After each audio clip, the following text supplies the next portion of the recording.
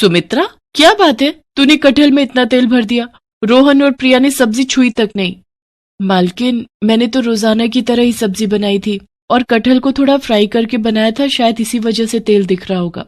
और मिर्च मसाले बिल्कुल भी नहीं डाले खाने में, बिल्कुल फीकी बना दी। ओ सुमित्रा, बात सुन, इसकी बातों को मत सुना कर। तेरे हाथ की सब्जियां बहुत स्वादिष्ट होती हैं। अभी बहू को पका पकाया मिल जाता है ना, इसीलिए उसे काम वालियों की कदर नहीं। जिस दिन तू कभी ना आए, एक फुल्का बनाने भी रसोई में नहीं घुसती।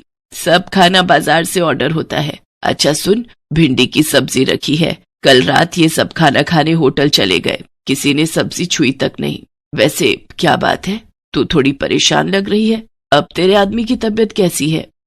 अभी तो डॉक्टर ने पैर का बहुत खर्च बताया है, पता नहीं कोई रॉड डलेगी तभी ठीक होगा। अच्छा चलती हूँ माता जी। सुमित्रा एक गरीब औरत थी। जब से उसके पति के पैर का एक्सीडेंट हुआ है, तब से वो मजबूरी में यहाँ कोठी में रोटी बनाने का काम कर रही है। सुमित्रा की मालकिन शोभा अच्छे स्वभाव की नहीं है, पर सुमित्रा अकेली ही कमाने वाली है, इसीलिए वो यहाँ काम करके 2 पैसे कमा लेती है। माँ, आज बहुत देर लगा दी, मुझे बहुत भूख लगी थी, घर में कुछ भी खाने को नहीं रखा है। माँ, ये क्या लाई हो? ये मैं भिंडी की सब्जी लाई हूँ। तुम्हें भिंडी पसंद है ना? मैं अभी तुम दोनों के लिए और तुम्हारे पापा के लिए रोटी सेक देती हूँ, फिर गरम गरम रोटी भिंडी के साथ खाना। सुमित्रा, आज मेरी इस हालत की वजह से तुम्हें कितने दुख झेलने पड़ रहे हैं। काश उस एक्सीडेंट में मैं मर ही जाता। खबरदार, जो ऐसी बात कही, आज कह दिया, आगे से मत कहना। अरे तुम ही तो मेरा संसार हो, तुम्हारे बिना तो हम तीनों नहीं रह सकते। देखना, एक दिन तुम जरूर ठीक हो जाओगे। सुमित्रा बहुत हिम्मत वाली थी। वो अपने पति को हमेशा हिम्मत देती रहती थी, पर एक दिन सुमित्रा की हिम्मत खुद ही टूट गई जब उसकी मालकिन ने अचानक से उसे नौकरी से निकाल दिया। पर मालकिन, कोई कमी है तो वो बता दो, मैं वो दूर कर दूंगी। ऐसे अचानक से आप मुझे नौकरी से निकाल दो कि मेरे पास कोई और घर भी नहीं है काम करने का। मेरा बहुत नुकसान हो जाएगा मालकिन। अरे शोभा, एक बार सोच ले, अगली बेचारी को कितने समय से तूने काम पर रखा हुआ है और अचानक से तू इसे निकाल रही है। इसका पति वैसे ही बीमार है, घर में 2 छोटी छोटी बच्चियां भी हैं। ऐसे किसी के पेट पर लात क्यों मार रही है? माँ जी, आप चुप रहिए। आपको ज्यादा पता है या मुझे पता है इस घर का? सुमित्रा, मैंने तुम्हारा हिसाब कर दिया है। ये तुम्हारे इस महीने के 2 दिन आई हो, तुम ये 2 दिन के रुपए ले जाओ, कल से मत आना। सुमित्रा रोती हुई घर चली जाती है। घर पहुंचकर वो अपने पति को सारी बात कहती है। वो भी ये सब सुनकर बहुत परेशान हो जाता है। अचानक से सुमित्रा को कौन काम देगा? हर कोई एकदम से विश्वास भी नहीं करता, और वो भी एक रोटी बनाने वाली पर। सुमित्रा शाम का खाना बना रही थी कि तभी उसके दरवाजे पर खटखट होती है।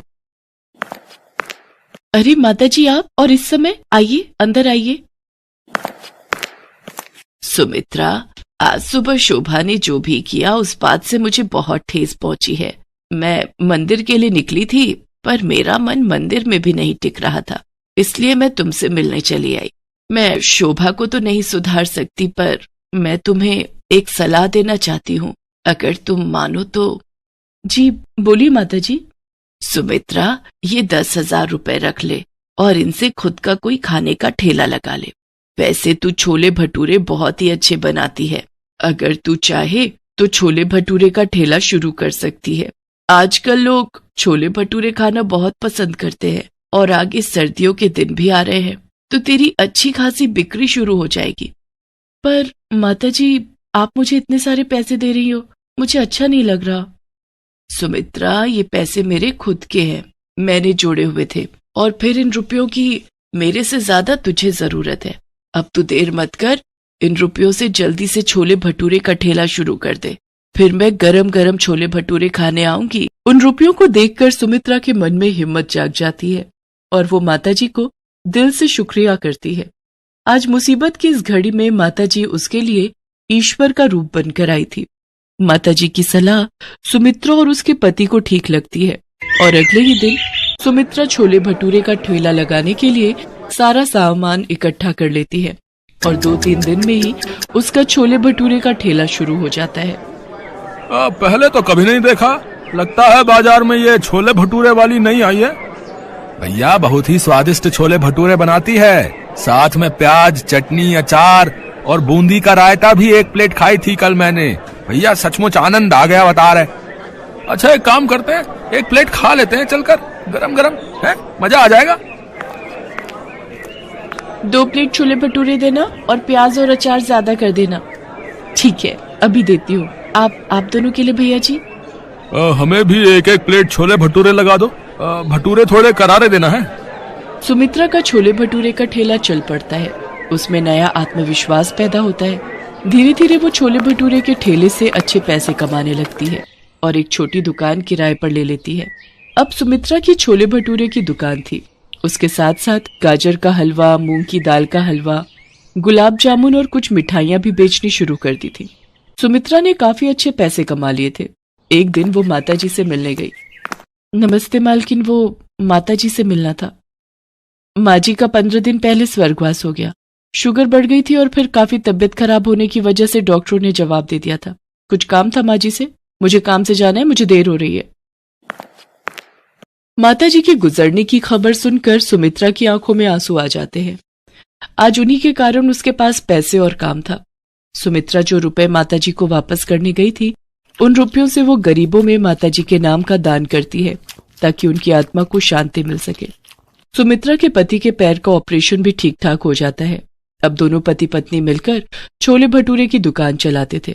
पर आज भी सुमित्रा माताजी के एहसान को नहीं भूल पाई थी। इसीलिए वो उनकी याद में महीने में 1 दिन छोले भटूरे बनाकर गरीबों में बांटती थी।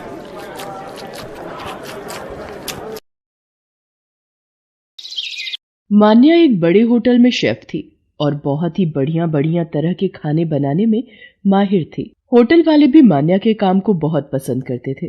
मान्या, तुम्हारी बनाई रेसिपी हमारे कस्टमर्स को बहुत पसंद आ रही है। तुम ऐसे ही नई नई डिश ट्राई करती रहा करो। बाकी ये लो तुम्हारी इस महीने की तनख्वाह। Thank you sir. आज सैलरी मिली है, क्यों ना माँ के लिए एक नई शॉल खरीद लूं। ठंड का मौसम भी आने वाला है और राहुल भी बहुत समय से नया बैट खरीदने के लिए कह रहा था। उसका जन्मदिन भी आने वाला है, उसके लिए एक बैट खरीद लेती हूँ। मान्या अपनी माँ के लिए शॉल और अपने छोटे भाई के लिए एक बैट खरीद कर घर पहुंचती है। अरे वाह दीदी, नया बैट! आज मैं इसी बैट से क्रिकेट खेलूंगा। मान्या बेटा, तुझे सैलरी मिलती है, तू हमारे लिए इतना कुछ ले आती है, अपने लिए भी कभी कुछ खरीद लिया कर बेटा। माँ, आप दोनों के लिए खरीद लेती हूँ तो समझो मुझे उसी में दुनिया की खुशी मिल जाती है। मान्या सबके बारे में कितना सोचती है। हे भगवान, मेरी बच्ची को सदैव सफलता मिलती रहे। आपका आशीर्वाद मेरी बच्ची पर सदैव बना रहे। मेरी बच्ची ने बचपन में बहुत दुख देखे हैं। अपने पिता के जाने के बाद सारी जिम्मेदारी इसी ने संभाली। मान्या इसी तरह से मेहनत से होटल में काम कर रही थी। मोनिका नाम की एक लड़की भी उसी होटल में वेटर की नौकरी करती थी। वो भी मान्या के बनाए खाने की बहुत तारीफ करती थी। मान्या यार, बहुत दिनों से तुम्हारे हाथ की पाव भाजी नहीं खाई। अरे तो कल छुट्टी है, कल मैं तेरे लिए स्पेशल पाव भाजी बनाऊंगी, तू कल घर आ जा। चल पक्का, कल शाम की पार्टी तेरे घर। अच्छा तुझे पता है, होटल में पूर्वी नाम की एक नई लड़की आई है। इससे पहले वो विदेश के किसी बड़े होटल में शेफ की नौकरी करती थी। बड़ी मॉडर्न टाइप की है। पता नहीं कितने लोग यहाँ पर शेफ की नौकरी के लिए आते हैं। आने दो, कोई बात नहीं, वो भी हमारी तरह ही काम के लिए आई होगी। वो तो बात ठीक है, पर मैनेजर साहब भी उसकी बहुत तारीफ कर रहे थे। विदेश के होटल में पहले काम किया हुआ है, इसीलिए वो ज्यादा ही इतराकर बात कर रही है। मोनिका अभी मान्या से बात कर ही रही थी, तभी होटल का मालिक एक लड़की को लेकर आता है। मान्या, ये पूर्वी है, आज से ये तुम्हारे साथ ही शेफ का काम करेगी। पूर्वी, तुम एक बार होटल की रसोई देख लो, कोई कमी लगे तो बता देना। और मैं जानता हूं तुमने तो पहले ही इतने बड़े होटल में शेफ की नौकरी की हुई है, तो तुम्हें समझाने की जरूरत नहीं पड़ेगी। तुम्हें तो पता ही होगा कि कस्टमर्स किस तरह का खाना पसंद करते हैं। आप चिंता मत कीजिए सर, अब मैं आपके होटल में आ गई हूँ ना, अब देखना आपके होटल में कस्टमर्स की भीड़ लगी रही। पूर्वी मान्या के साथ काम पर लग जाती है, पर पूर्वी बहुत ही चालाक लड़की थी। सारा काम मान्या करती थी, पर जैसे ही मैनेजर सामने पड़ता, पूर्वी झट से काम का दिखावा करने लगती। पूर्वी काम को लेकर अक्सर लापरवाही दिखाती थी। ऐसे ही एक दिन, पूर्वी ये ऑर्डर रेडी करना है और ध्यान रहे ये खाना बिना मिर्ची का बनाना है। 1 सेकंड, मेरा जरूरी कॉल आ रहा है, बाकी तुम चिंता मत करो, मैं ध्यान रखूंगी। अरे मान्या, जरा ये 2 ऑर्डर रेडी करने हैं, मिर्ची ज्यादा रखना, मैं जरा एक कॉल अटेंड करके आ रही हूँ। खाने में मिर्च होने से, और वो भी ज्यादा मिर्च खाकर कस्टमर्स गुस्से में आ जाते हैं। ये इतनी बड़ी गलती कैसे हुई मोनिका? मैंने तुम्हें कहा था कि इस ऑर्डर में मिर्ची नहीं डालनी है। सर, मैंने तो पूर्वी को बोल दिया था, पर उसने ऐसी गलती क्यों की मुझे नहीं पता। सर, आपको पता है मेरे एक विदेशी फ्रेंड हमारे होटल में मेहमान बनकर आ रहे हैं, इसलिए मैं उनसे फोन पर बात कर रही थी। मैंने मान्या को बोल दिया था इस खाने में मिर्च नहीं डालनी है, फिर उसने मेरी बात को अनसुना कैसे कर दिया मुझे नहीं पता। मान्या, मैं तुम्हें अभी इसी वक्त नौकरी से निकाल रहा हूँ, कल से आने की कोई जरूरत नहीं है। सर, जहाँ झूठ पर विश्वास किया जाता हो वहाँ मैं खुद नौकरी नहीं करना चाहती। Thank you. मान्या उदास मन से घर आ जाती है और सारी बात अपनी माँ को बताती है। तूने बिल्कुल ठीक किया बेटा, जहाँ इज्जत ना हो ऐसी जगह पर नौकरी करने की कोई जरूरत नहीं है। नमस्ते आंटी जी। मान्या कैसी? अरे मोनिका, तू आज जॉब पर नहीं गई? तुझे पता है मेरा भी उस होटल में तेरे बिना दिल नहीं लग रहा था, इसलिए मैंने वो जॉब छोड़ दी। मोनिका, तूने मेरी खातिर जॉब छोड़ दी? पर मोनिका, अरे कोई बात नहीं, वैसे भी वो जॉब करते करते मैं तंग आ गई थी। अब कुछ दिन का ब्रेक लेकर फिर कोई काम ढूंढूंगी। चल, आज फिर मैं तुझे अपने हाथ की पाव भाजी खिलाती हूँ। उस दिन भी तू आ नहीं पाई थी। मैंने एक नया काला मसाला बनाया है, आज पाव भाजी में वही डालूंगी। इसका मतलब आज तो मुझे काली पाव भाजी खिलाने वाली है। हाँ, यही समझ ले, काले मसाले की बनी काली पाव भाजी। मान्या, काली पाव भाजी तो बहुत ही स्वादिष्ट बनी है। मान्या, तू सचमुच बेस्ट शेफ है। इस पाव भाजी को खाकर मेरे दिमाग में एक आइडिया आया है। क्यों ना तू काली पाव भाजी का ठेला शुरू कर दे? क्यों ना दोनों मिलकर शुरू करते हैं? आधे पैसे मैं लगाऊंगी, बाकी के आधे पैसे तू लगा ले। दोनों पार्टनरशिप में काम करेंगे। क्यों आंटी जी, सही कह रही हो ना? आइडिया तो अच्छा है। मान्या, तुम बताओ बेटा। माँ, अगर आप दोनों को ये सही लग रहा है तो ठीक है। मोनिका, हम दोनों मिलकर काली पाव भाजी का ठेला शुरू करते हैं। मान्या और मोनिका दोनों मिलकर काली पाव भाजी का ठेला लगा लेते हैं। मान्या के हाथों की बनी काली पाव भाजी लोगों को बहुत पसंद आ रही थी। धीरे धीरे उनके ठेले पर भीड़ बढ़ती जाती है और मान्या और मोनिका की काली पाव भाजी सोशल मीडिया पर फेमस हो जाती है। मान्या, तेरे हाथों में जादू है। आज देख, हमारे ठेले पर कितनी दूर दूर से लोग काली पाव भाजी खाने के लिए आने लगे हैं। ये देख, हमारे ठेले की काली पाव भाजी के सोशल मीडिया पर कितने वीडियोस बने हैं। मोनिका, ये सब तेरे कारण ही संभव हो पाया है। तू अगर मुझे हिम्मत ना देती तो मैं तो बिल्कुल निराश हो गई थी। मान्या, ये तेरा हुनर है जो तुझे यहाँ तक लाया है।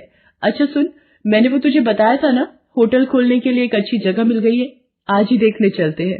मान्या के खाना बनाने का हुनर और मोनिका की दोस्ती दोनों जब आपस में मिल गए तो उन दोनों ने अपने काम में सफलता हासिल की और कुछ समय बाद उन्होंने अच्छे पैसे कमाकर एक बड़ा होटल खोल लिया जिसमें सबसे स्पेशल डिश थी काली पाव भाजी।